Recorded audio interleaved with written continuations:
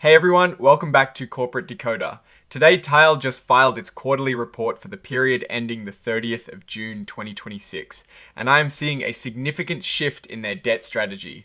Quick note, this is not financial advice, just my take on public filings for educational purposes. TYL Technologies is taking on a lot more debt, and it looks like they are planning some major moves. Let's dive into the numbers for the second quarter and the first half of 2026. Total revenues for the 3 months ended the 30th of June 2026 hit $645 million. That is up about 8% from last year, and for the first 6 months of the year, revenues reached $1.26 billion, an increase of about 8.4%. The biggest driver here is subscription revenue, which jumped 12% for the quarter and 13% for the half year. This means more and more of their business is coming from services that clients pay for on an ongoing basis, like software as a service or SaaS. Specifically, their SaaS fees are up a massive 22% for the quarter and 23% for the 6 months. This is a big deal because SaaS revenue is often more predictable and can be higher margin. On the flip side, maintenance revenue is actually down. For the quarter, it dropped 6%, and for the 6 months, it was down 5%. This is likely because as clients move to SaaS, they might not need separate maintenance contracts for older software. Transaction-based fees, which come from things like payment processing, saw a modest 4% increase for the quarter and 5% for the 6 months. However, this growth was impacted by the wind down of a state payment processing contract. Without that, the growth would have been higher. Looking at costs, amortization of acquired software, which is the cost of intangible assets from past acquisitions, decreased slightly. This is normal as these assets get paid down over time. The company's goodwill, which represents the excess of the purchase price over the fair value of net assets acquired in business combinations, remains substantial. It stood at over $2.7 billion as of the 30th of June 2026. This signals a history of significant acquisitions. Accounts receivable, which is money owed by customers, grew to $735 million. This is generally in line with revenue growth, but it is something to keep an eye on to ensure they are collecting payments efficiently. Now, let's talk about that debt. This is where things get really interesting. On May 14, 2026, TYL Technologies issued $1.44 billion in Convertible Senior Notes, due in 2031.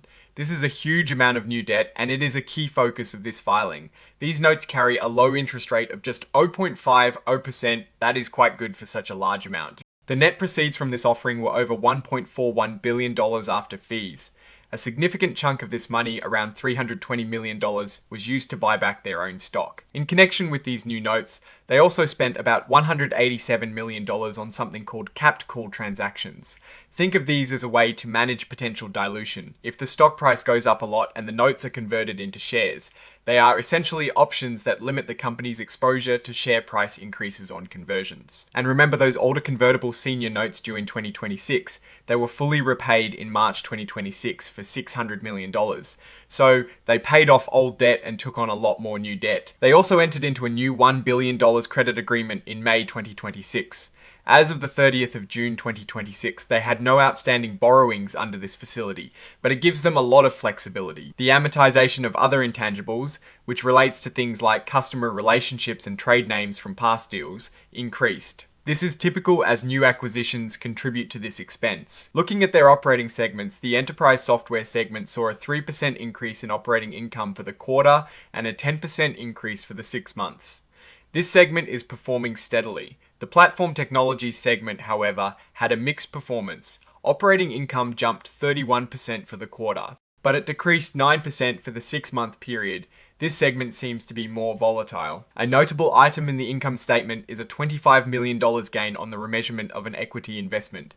This came from their acquisition of the remaining stake in BFTR, LLC, a company that captures courtroom audio and video. This acquisition was completed in April 2026. Research and development expenses are up significantly 24% for both the quarter and the 6 months.